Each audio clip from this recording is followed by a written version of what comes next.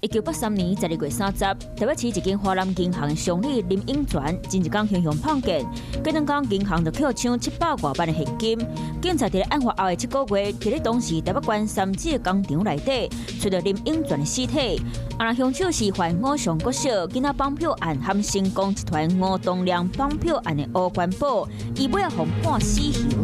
1997年12月30日，南非和中国签建交公报，承认一个中国。隔两天，台湾和南非的外交关系正式动起来。